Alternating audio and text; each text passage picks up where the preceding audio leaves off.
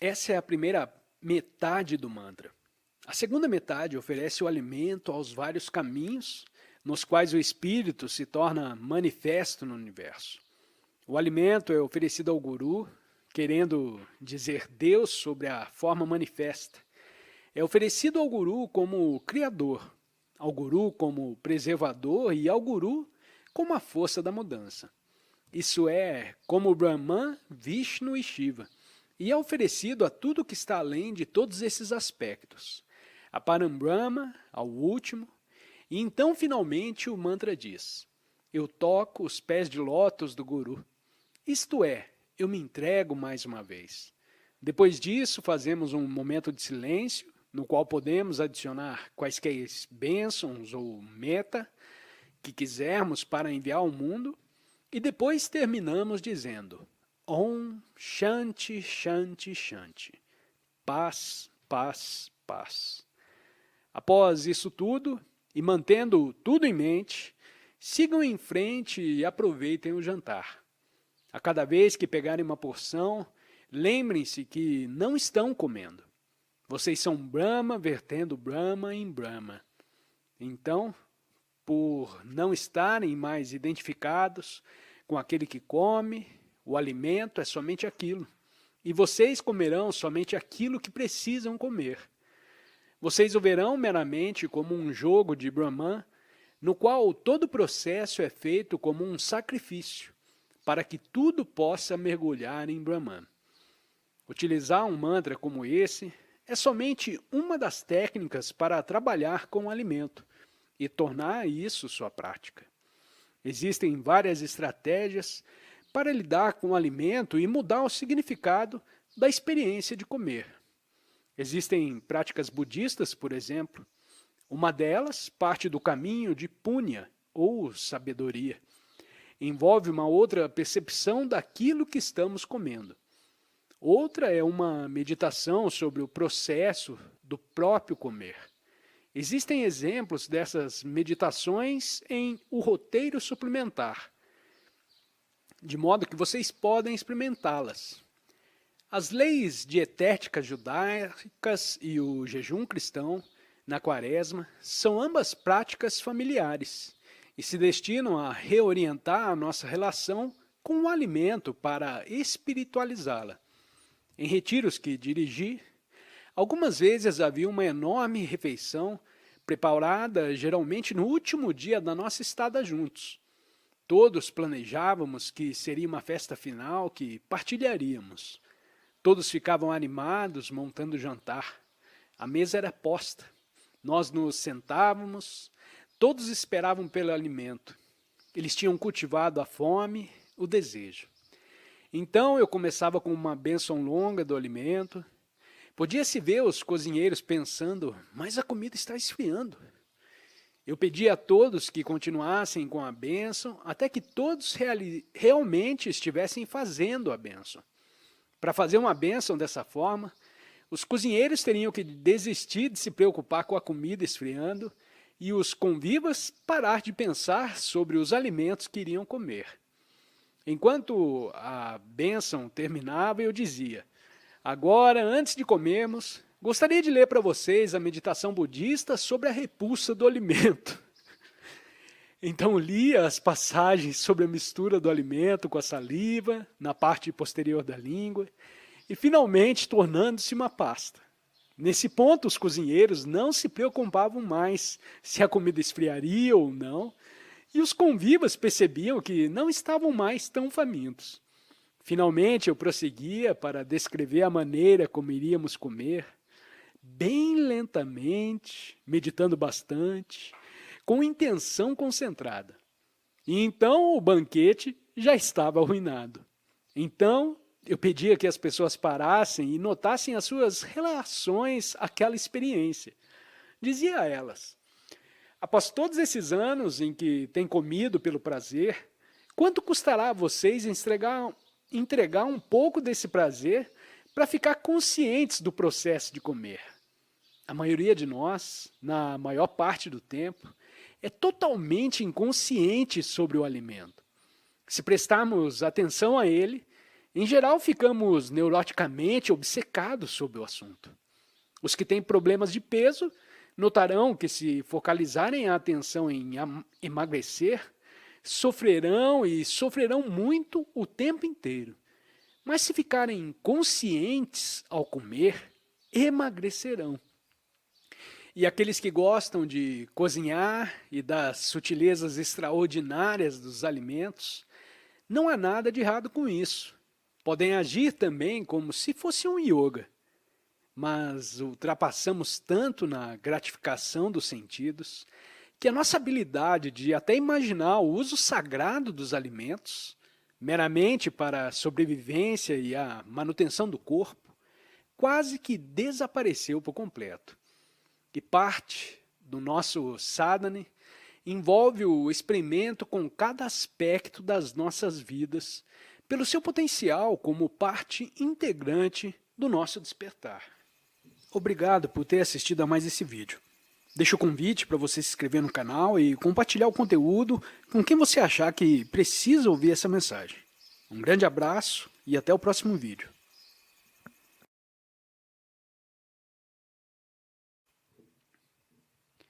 Esse processo continua até atingir a etapa que nos leva além de somente preparar o nosso alimento e ingerir o sacrifício.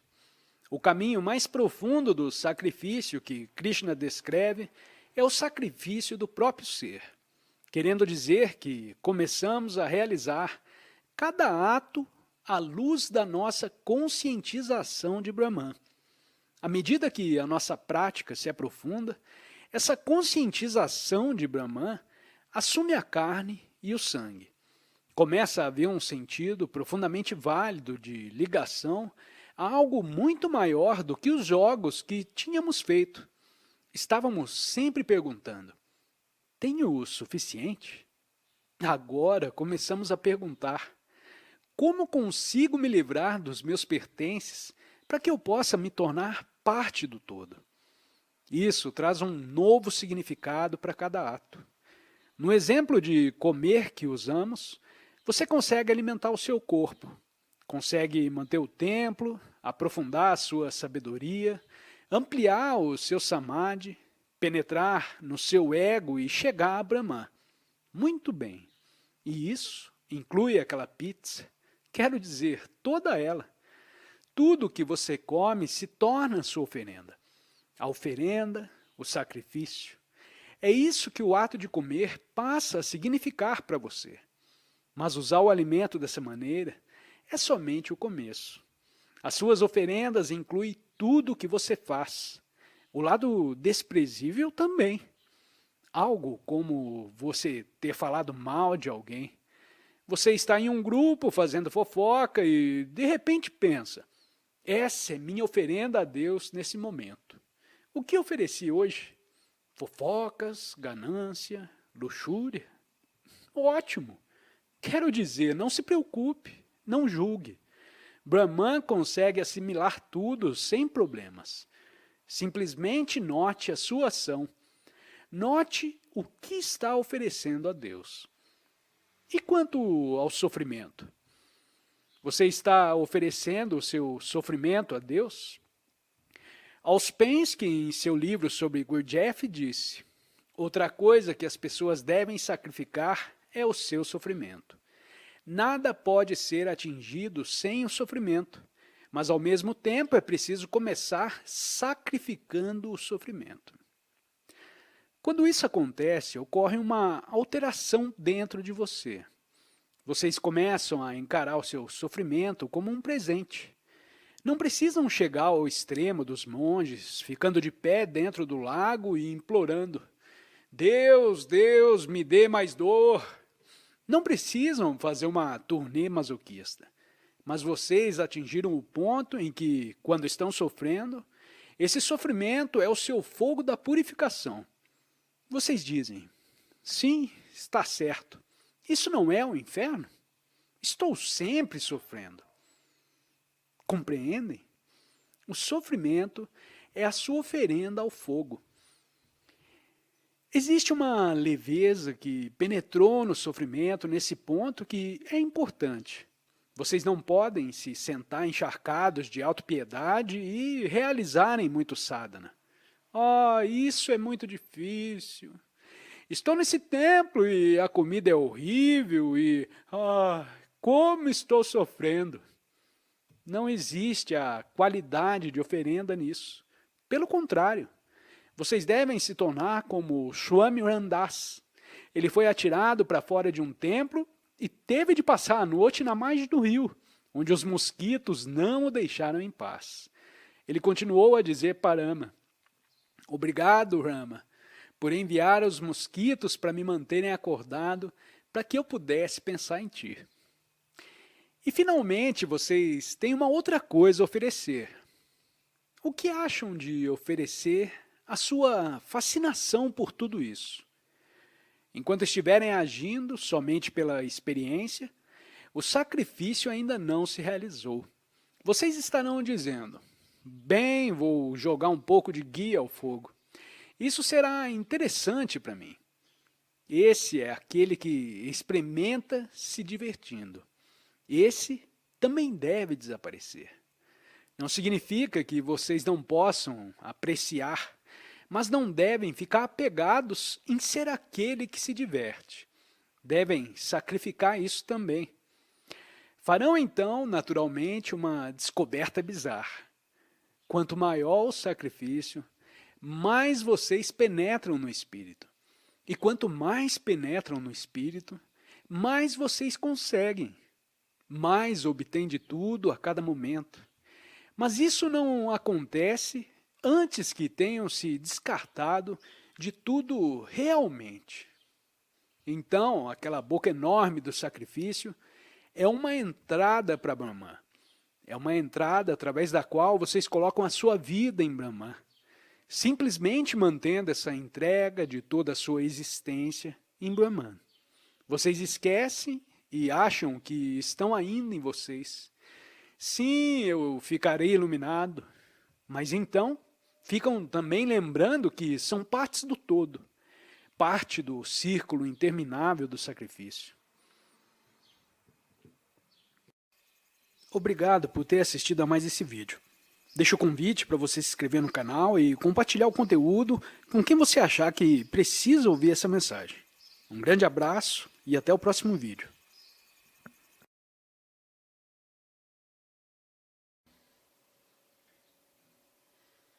Tudo que posso partilhar ao lidar com o assunto de ahimsa é sugerir que tudo o que fizerem, faça do modo mais consciencioso que puderem. Quando os nativos americanos matavam um animal para comer, eles o ofereciam aos seus deuses e agradeciam ao animal por doar a sua vida a eles. Eles matavam para sobreviver e para poder realizar o seu trabalho. E isso está em harmonia com a sua compreensão da maneira como a natureza opera. Isso traz consciência para o ato. Porém, ainda não acho que existam regras simples para uma dieta espiritual, pois à medida que passamos por estágios diferentes de nosso yoga, as práticas remodelam nossos corpos e as nossas necessidades físicas, e geralmente descobrimos que a nossa dieta muda. Quando ainda estamos muito aprisionados no pensamento mundano e no peso mundano, precisamos somente aquilo que a Organização Mundial de Saúde diz que é necessário. Uma certa quantidade de proteínas e uma certa quantidade de carboidratos e determinadas vitaminas e minerais. Mais tarde, quando ficamos mais leves e tranquilos, quando ficamos mais ligados a um plano diferente no universo, descobrimos que somos capazes de trabalhar com um outro tipo de energia. E isso muda a nossa dieta. A dieta que seguíamos antes parece muito pesada e começamos a comer, digamos, somente grãos e frutas e vegetais e laticínios. E depois, talvez os laticínios comecem a ficar muito pesados. E depois os grãos comecem a ficar muito pesados. E nos limitamos aos vegetais, frutas e nozes. E finalmente, talvez até que os vegetais sejam muito densos também e nos tornemos frutívoros. A progressão é totalmente perfeita. somos saudáveis e tudo fica bem. Mas se vocês comeram um hambúrguer ontem e tentam ser um frutívoro hoje, provavelmente ficarão doentes. Porém, se estiverem prontos, a alimentação somente com frutos seria a maneira correta e natural, e todo o restante seria grosseiro. Se vocês continuarem a crescer espiritualmente, chegarão a um ponto em que poderão viver somente de luz. Como Teresa Neumann, a santa cristã, por 12 anos ela não comeu nada além de uma eucaristia por dia. E ela era uma mulher boa e ativa. Perguntaram a ela, como você consegue? Do que você vive? E ela respondeu, eu vivo da luz. Por que não? Quero dizer, as plantas conseguem. Clorofila, sol, transformação de energia. Quando chegamos lá, a energia é energia. O que podemos processar como energia depende dos receptores que estão abertos em nós. E esse é um dos objetivos da viagem da purificação. Então poderemos começar a trabalhar com todas as energias mais sutis que estão disponíveis em nós. Se vocês são veículos de transmutação de energia, poderão usar qualquer energia e trabalhar com ela. Mas tudo o que podemos fazer é o melhor que podemos fazer com o que sabemos e pelo que somos. E a maioria de nós ainda não é uma Santa Teresa.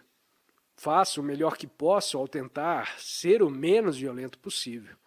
Tento criar o menor número possível de condições que exijam que as coisas cresçam e sejam mortas para servir a minha existência. Mas a verdade é que, apesar de tudo isso, não sou mais vegetariano. Parei de comer carne, peixe, frango e ovos, logo após ter encontrado Maharaj. Mas depois de algum tempo, comecei a me perguntar se havia algum ponto, dentro de mim, onde estava preso na armadilha Satvig, a respeito do meu vegetarianismo, preso em ser o bom menino, e senti que deveria parar com aquilo. Então decidi que o que iria fazer era parar com o meu caminho vegetariano, simplesmente romper com ele. E se ia fazer aquilo, achei que tinha que fazer tudo certo. E como tinha sido criado como um judeu, decidi que romperia com a dieta vegetariana comendo costeletas de porco, que seria um tipo de golpe em ambos os lados. Descobri um restaurante chinês, fui até lá, me sentei e pedi costeletas de porco. O garçom colocou o prato na minha frente e eu as abençoei. Fiz uma oração particularmente longa, ofereci as costeletas a Maharaj dizendo, sei que acha tudo isso muito estranho, mas é assim. O Senhor conhece o meu coração e sabe por que estou agindo dessa forma. E bem, simplesmente estou aqui. E comecei a degustar as costeletas. E cada pedaço foi tão bom como achei que seria. Enquanto estava comendo, notei um homem sentado, 2 mesas adiante, de terno e gravata e com um relógio de ouro. Ele bebericou o seu chá durante toda a minha refeição e ficou me observando. Finalmente, quando terminei, ele foi até minha mesa e disse, posso me sentar por 1 minuto? E respondi, certamente. Ele continuou, sou um vendedor viajante de aparelhos eletrônicos em Boston. Estava para sair do restaurante quando seu prato foi servido. Como sabe, não pude deixar de ver a maneira como abençoou a comida. A bênção foi tão poderosa que não consegui sair do restaurante sem falar com você. Revelou que era fundamentalista cristão e tivemos uma boa conversa sobre a Bíblia e Cristo.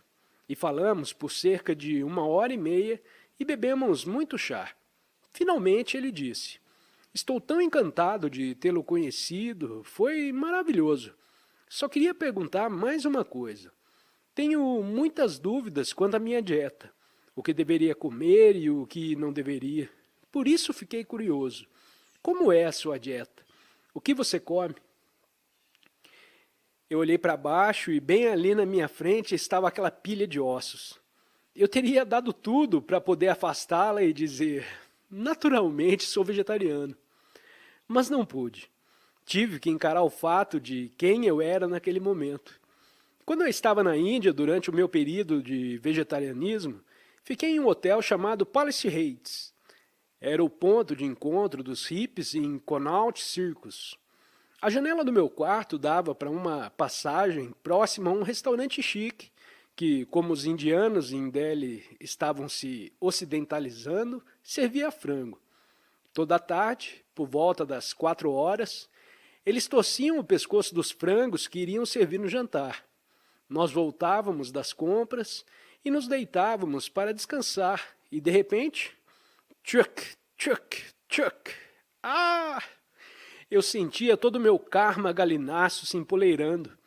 Eram todos aqueles frangos dos jantares de domingo que eu estava resgatando. Mais um, mais um, mais um. O interessante é que mesmo depois daquilo tudo, visitei algumas vezes o Coronel Sanders. Vi o horror de tudo. Quero dizer, não somente o horror físico da maneira como os frangos são produzidos, mas o absurdo do fato de eu pedir a alguém que produza frangos, uma criatura viva, para que eu possa comê-la. Mesmo assim, eu comia e gostava, e eu visitar aquele horror. Não posso mais ser uma impostura sagrada.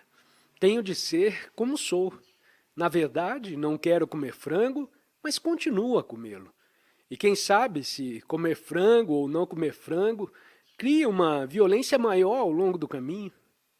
O que é mais ahimsa? Talvez, ao me esforçar tanto para não comer frango, eu fique tão frustrado, tão cheio de fantasias requintadas e sádicas, que psicologicamente destruo todos à minha volta e crio um sofrimento incrível, somente porque não comi aquele último frango. Não estou oferecendo isso como uma desculpa ou como uma sugestão prática. Estou somente partilhando com vocês o dilema psicológico que encaramos ao decidir quando renunciamos e quando não renunciamos. Agora estamos chegando aos detalhes básicos de todas essas práticas sobre as quais falamos. Obrigado por ter assistido a mais esse vídeo. Deixo o convite para você se inscrever no canal e compartilhar o conteúdo com quem você achar que precisa ouvir essa mensagem. Um grande abraço e até o próximo vídeo.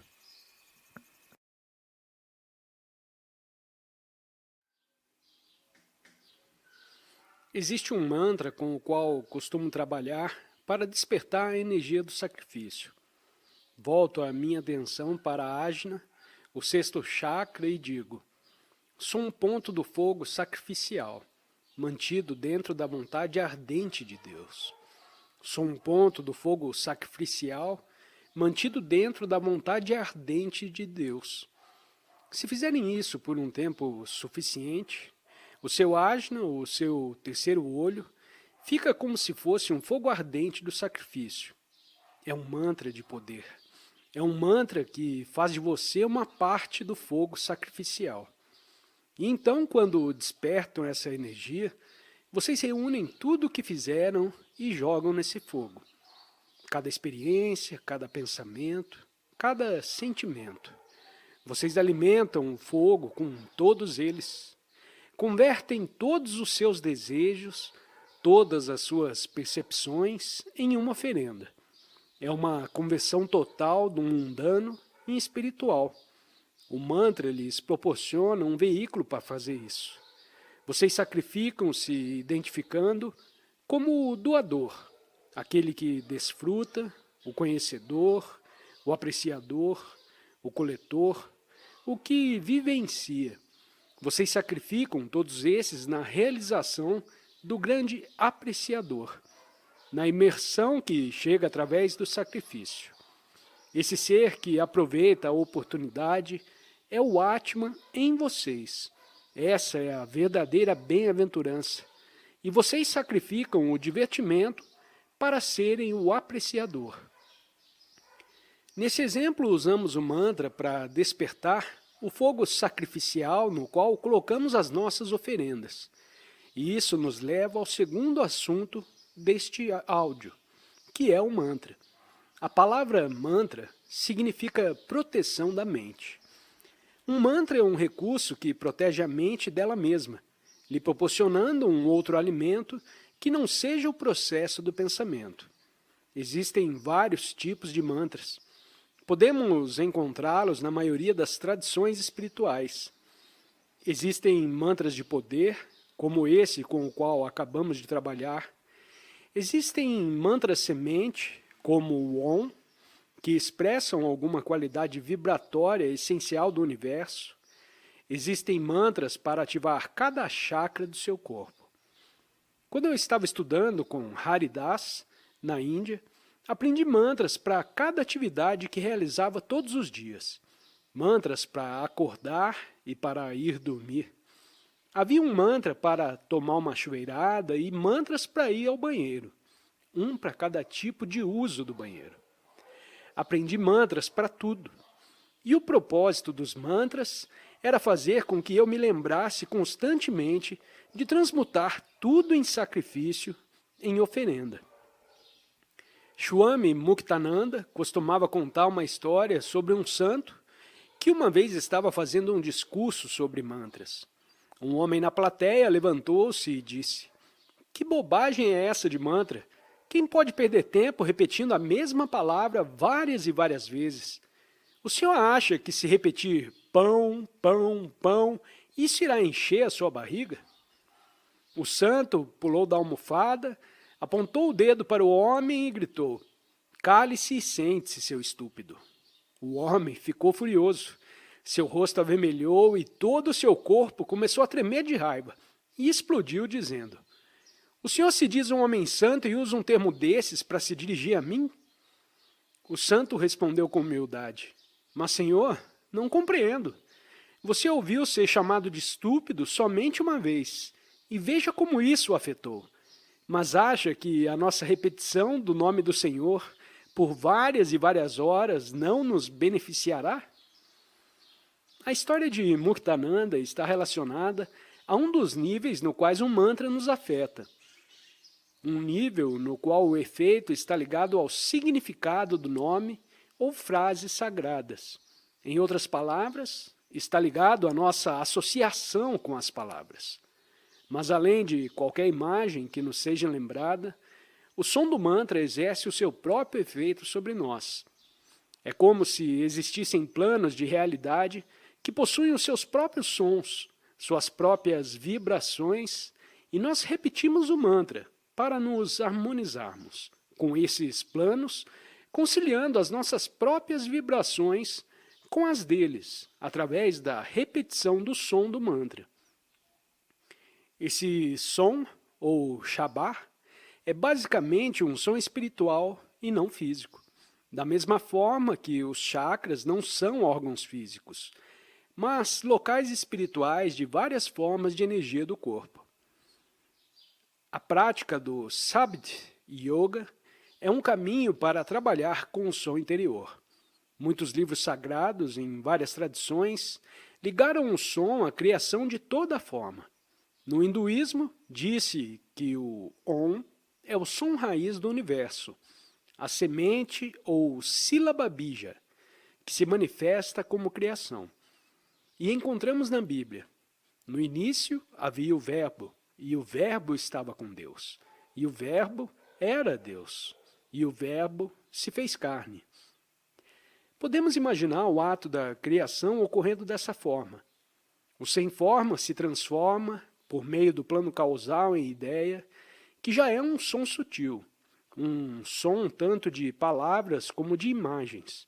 E depois ele parte dali para sons cada vez mais densos, incluindo finalmente nossos corpos, que são na verdade uma forma de vibração densa.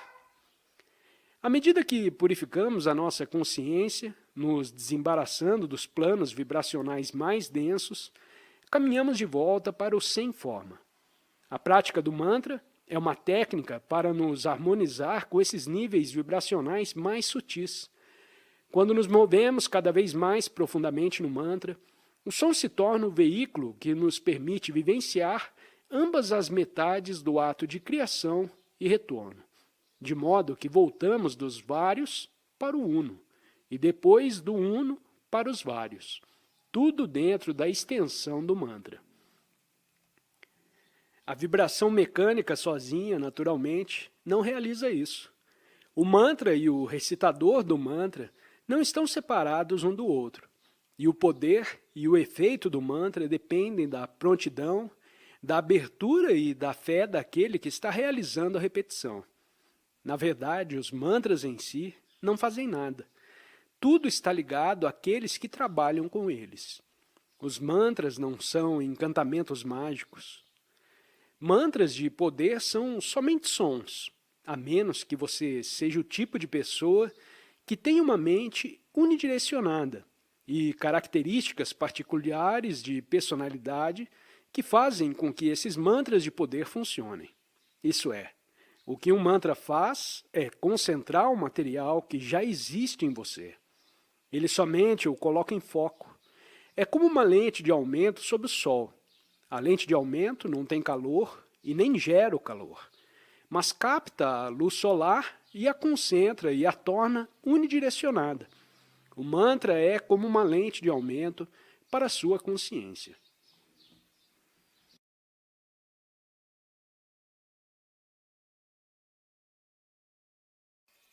Obrigado por ter assistido a mais esse vídeo.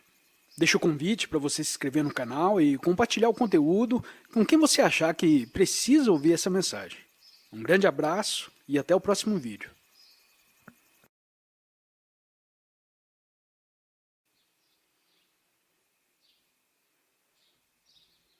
Os mantras podem ser utilizados como um meio de acalmar pensamentos e também para concentrá-los. Se vocês imaginarem a mente como sendo um oceano, com ondas de pensamento surgindo ao longo dele, as ondas indo a todas as direções devido às correntes das marés e dos ventos, nesse oceano, um mantra estabelece um único padrão de ondas, que gradualmente suplantam todas as outras, até que o mantra seja o único pensamento-forma existente. Então, existe somente uma onda contínua atravessando a sua mente, indo e vindo, indo e vindo. Digamos que estou dirigindo sozinho e que estou repetindo. Rama, rama, rama, rama, rama. Existe um quadro, indo e vindo, no qual escreve rama, rama, rama, rama. Olho para o velocímetro e ele se torna rama, rama, rama, rama. Penso, eu poderia tomar um milkshake no próximo restaurante.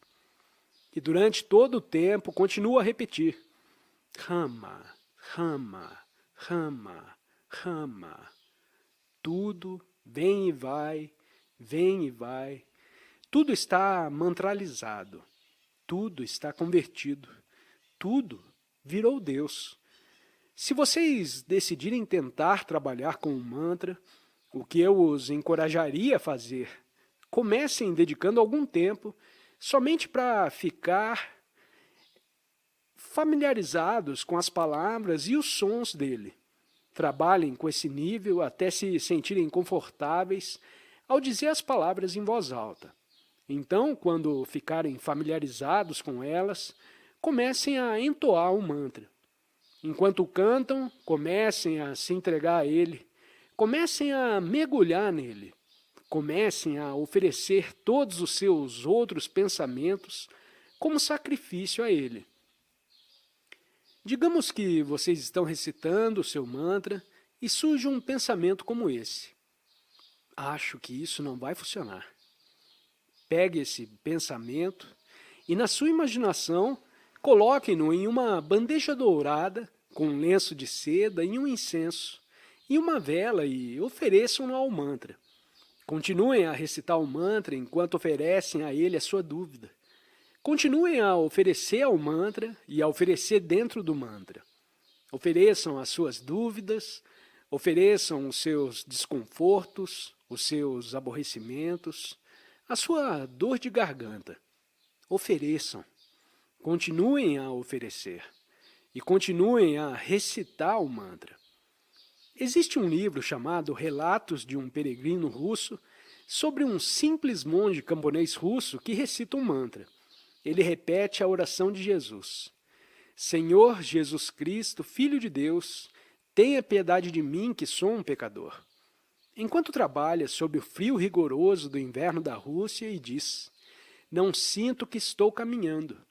Tenho consciência somente do fato de que estou repetindo a oração. Quando o frio penetra em mim, começo a repetir a oração com mais vigor e rapidamente me aqueço. Quando a fome começa a tomar conta de mim, lembro da oração com maior frequência e esqueço o meu desejo por comida. Me tornei um tipo de pessoa meio consciente. Não tenho preocupações e nem interesses. Essa é exatamente a prática. Oferecer cada experiência ao mantra e observá-las sendo transformadas. Ao trabalhar dessa maneira, vocês descobrirão que o mantra é esotérico. Como qualquer sabedoria profunda, ele não se desvenda ao primeiro olhar. O mantra não é uma coisa superficial.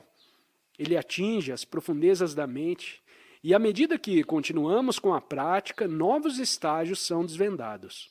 A princípio, você recitará o mantra com a sua boca. Ele está na língua, isto é, no seu corpo denso. Estou aqui recitando esse mantra.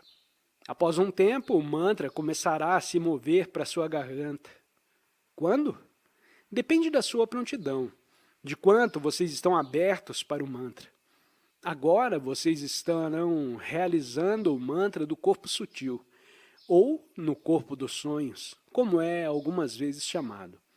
Quando o mantra começa a descer pela sua garganta, provavelmente vocês notarão mudanças acontecendo em sua vida provenientes do mantra.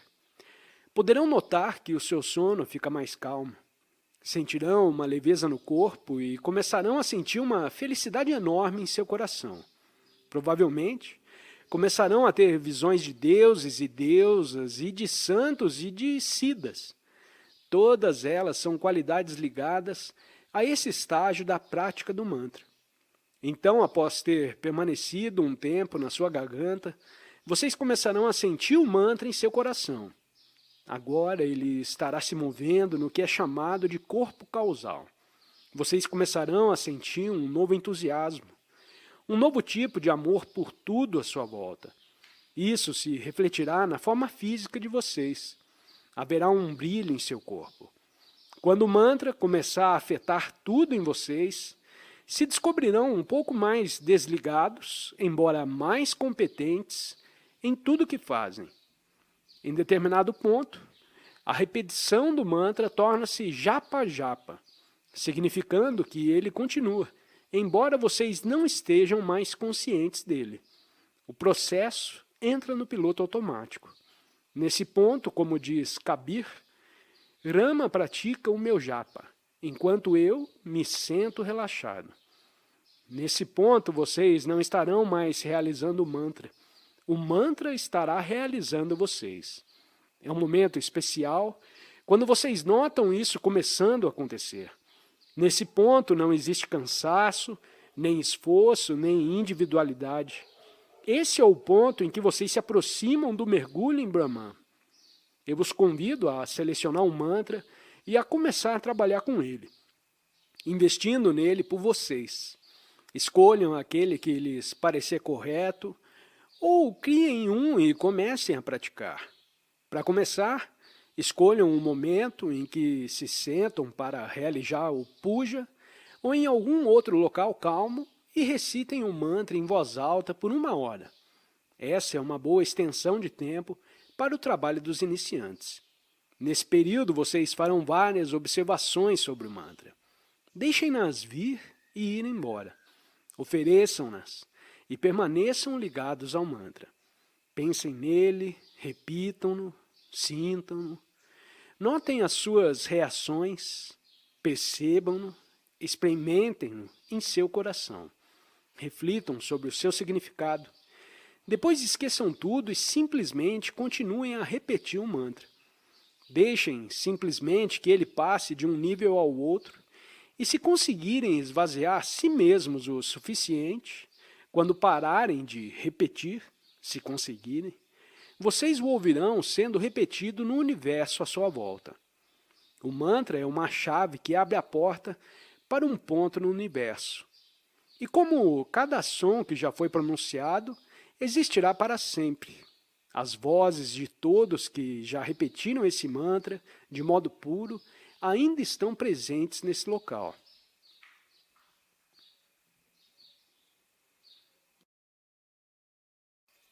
Obrigado por ter assistido a mais esse vídeo.